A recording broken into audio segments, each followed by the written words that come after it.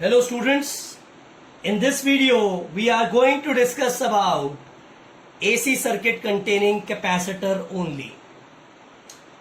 जब हम कैपेसिटर के बारे में बात करते हैं तो एक बेसिक सा फॉर्मूला जो हम कैपेसिटेंस से सीखते हुए आ रहे हैं वो हमारे दिमाग में आता है, that is C is equal to Q upon V.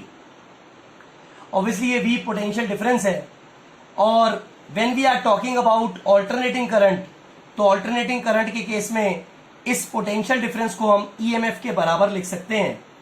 Then formula C is equal to Q upon E हो जाएगा. ये तो एक बेसिक डिस्कशन हो गई.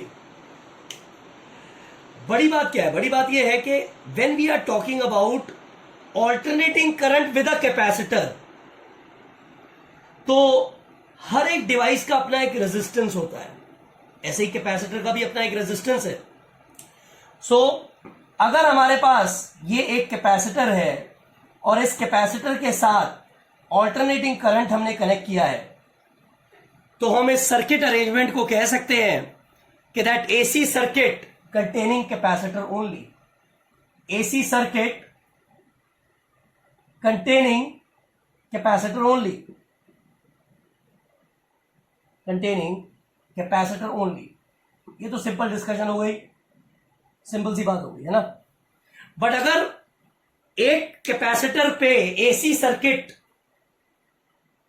कनेक्ट किया है, मतलब ऑल्टरनेटिंग करंट पास आउट करा रहे हैं कैपेसिटर के साथ, तो कैपेसिटर जो रेजिस्टेंस शो करता है उसको XC से डिनोट किया जाता है. XC क्या है? XC capacitive reactance. Capacitive reactance क्या मतलब होता है कैपेसिटिव रिएक्टेंस का? Capacitive reactance is resistance shown by the capacitor. XC की वैल्यू किसके बराबर होती है? 1 अपॉन ओमेगा C के बराबर होती है. यहां पर C कैपेसिटेंस है और ओमेगा एंगुलर फ्रीक्वेंसी है इस ऑल्टरनेटिंग करंट के साथ. C is a capacitance of a capacitor and now we are connecting alternating current with a capacitor. तो जब हम ऑल्टरनेटिंग करंट को कैपेसिटर के साथ कनेक्ट करेंगे तो हमें क्या फेज रिलेशंस मिलेंगे ये अब हम डिस्कस करने वाले हैं. इसको डिस्कस करने के लिए सबसे पहले हम ईएमएफ की इक्वेशन लेते हैं. E is equal to E not sine omega T. हर जगह पे जितने भी डेरिवेशन होंगे ऑल्टरनेटिंग करंट को रेजिस्टर के साथ कनेक्ट करो, इंडक्टर के साथ कनेक्ट करो, कैपेसिटर के साथ कनेक्ट करो, सब में पहली बेसिक इक्वेशन वोल्टेज की इक्वेशन होगी, ईएमएफ की इक्वेशन होगी.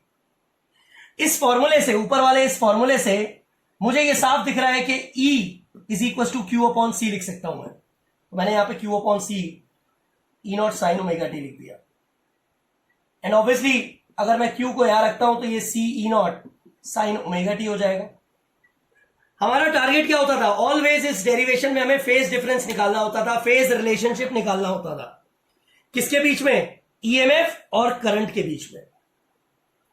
सो चार्ज की इक्वेशन से जब करंट निकालना होता है तो हम डिफरेंशिएट करते हैं चार्ज को. I is equal to D Q by D T. और जैसे ही मैं D Q by D T करूंगा सिंपली तो इक्वेशन हो जाएगी C E naught cos omega T. Sine omega T का डिफरेंशिएशन कॉस ओमेगा टी, फिर ओमेगा टी का ओमेगा आ गया, then equation will become omega C E naught cos omega T. ये आई की इक्वेशन मिल गई हमें. इसको थोड़ा सा चेंज करके लिखते हैं. I is equal to E naught 1 by omega C लिख सकता हूं cos omega T. 1 by omega C क्यों लिखा? अगर मैं इस 1 बाय ओमेगा C को ऊपर लेके जाऊं तो अगेन ऊपर वाली इक्वेशन बन जाती है. क्लियर है यहां तक? Now E not upon 1 by omega C को कॉस ओमेगा टी के साथ लिखा हुआ है. और मैंने आपको क्लास की स्टार्टिंग में ये बात क्लियर करी कि XC क्या होता है? Capacitive reactance. और XC की वैल्यू किसके बराबर होती है? बिकॉज XC किसके बराबर होता है? 1 बाय ओमेगा C के बराबर होता है. तो from that thing I is equal to E not upon XC cos omega T आ जाएगा. मतलब voltage upon resistance. And from Ohm's law हम सब लोग जानते हैं वोल्टेज अपॉन रेजिस्टेंस किसके बराबर होता है? सर्किट के करंट के बराबर होता है। सो सिंपल है, ई नॉट अपॉन एक्सी है voltage upon resistance, and E not upon X C को मैं क्या लिख सकता हूं? आई नॉट लिख सकता हूं, मैक्सिमम करंट। सो सिंपल ई की इक्वेशन आई की इक्वेशन में चेंज होती हुई दिखाई दे रही है। अब हमें इस सर्किट की तो अभी जरूरत नहीं है, एसी सर्किट के साथ सिर्फ कैपेसिटर लगा हुआ था। तो फर्दर देख लेते हैं आगे कंटिन्यूएशन में इस इक्वेशन को। I is equals to E naught by X C लिखा हुआ है, वोल्टेज अपॉन रेजिस्टेंस है ना, कॉस ओमेगा टी है। तो मैं वोल्टेज अपॉन रेजिस्टेंस को डायरेक्टली लिख सकता हूं आई नॉट, क्योंकि ई नॉट अपॉन एक्सी किसके बराबर है? आई नॉट के बराबर है। ये हमने उसी वहां पे भी लिख दिया ऑलरेडी। सो हमारी ई की इक्वेशन आई की इक्वेशन में चेंज हो गई। देखिए ई नॉट साइन ओमेगा टी से हमने स्टार्ट किया था, आई में चेंज हो गई, बट अभी कंप्लीट चेंज नहीं आया है। ये इक्वेशन साइन ओमेगा टी में कॉस में है, हमें इसे भी साइन में चेंज करना है। I is equal to I not. Generally हम क्या कर सकते हैं? कॉस ओमेगा टी को साइन में चेंज करने के लिए क्या करते हैं? साइन 90 माइनस थीटा, यही करते हैं। तो साइन 90 माइनस यानी कि पाई बाय 2 माइनस ओमेगा टी करते हैं। बट मैं आपको एक बात क्लियरली बता दूं बेटा, कैपेसिटर कभी भी नेगेटिव फेज डिफरेंस शो नहीं करता। Capacitor never shows a negative phase difference, due to which यहां पर 90 प्लस ओमेगा टी लिखना पड़ेगा। वो कभी भी नेगेटिव फेज डिफरेंस शो नहीं करेगा। तो इस इक्वेशन को हम रिलेट करके ऐसे लिख सकते हैं, I is equal to I not sine omega T plus pi by 2, because capacitor never shows negative phase difference. That's why हमारी ये इक्वेशन ई की इक्वेशन आई की इक्वेशन में चेंज हो गई। अब आप इस फर्स्ट इक्वेशन और ये लास्ट इक्वेशन जो सेकंड हमने निकाली, इसके बीच में डिफरेंस देखिएगा। E is equal to E not sine omega T है और I is equal to I not sine omega T plus 90 है। यानी कि वोल्टेज और करंट के बीच में फेज डिफरेंस कितने डिग्री एंगल का है? पाई बाय 2 यानी कि 90 डिग्री का।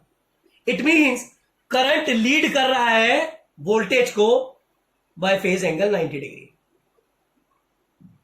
Is it clear to you? So simply हम लोग फेजर डायग्राम की तरफ मूव करते हैं कि अगर एक एसी सर्किट के अंदर, in an AC circuit, if we have a capacitor only, then E is equals to होता है E naught sine omega T and I equals to होता है I naught sine omega T plus 90। So here we have a phase difference of 90 degree. तो एक phasor diagram में ये आपके पास E not का डायग्राम होगा। वोल्टेज हमेशा 0 से स्टार्ट होगी ई नॉट पीक वैल्यू के साथ, बट आई नॉट 90 डिग्री आगे दिखाना पड़ेगा। ये लीजिए 90 डिग्री आगे दिखा दिया। आई नॉट को मैंने प्लस पाई बाय 2 पे दिखा दिया और ई नॉट को बिल्कुल 0 से दिखाया। ये आई नॉट का ग्राफ हो गया। हेयर आई लीड कर रहा है ई बाय 90 डिग्री। ई नॉट का ग्राफ देखिए पीछे है और आई नॉट का उससे 90 डिग्री आगे। इसका फेज एंगल का डायग्राम भी बना सकते हैं। हर डायग्राम में ध्यान रखिएगा, चाहे AC circuit containing resistor, inductor, capacitor कुछ भी हो, ई नॉट का ग्राफ हमेशा यही रहेगा ओमेगा टी एंगल पर। देखिएगा E is equal to E not sine omega T पर है, तो ई नॉट जो है सिर्फ ओमेगा टी एंगल पर है, लेकिन जो आई नॉट है वो ओमेगा टी प्लस 90 पर है, यानी कि ओमेगा टी इसमें प्लस 90 डिग्री दिखा देना। ओमेगा टी प्लस 90 आ गया। ये ई और आई के लिए ग्राफ हो गया। So here omega T plus 90 का मतलब हो गया current Leeds voltage bye 90 degree with in case of AC circuit containing capacitor only. In case of AC with capacitor only. Okay. Thank you to all of you.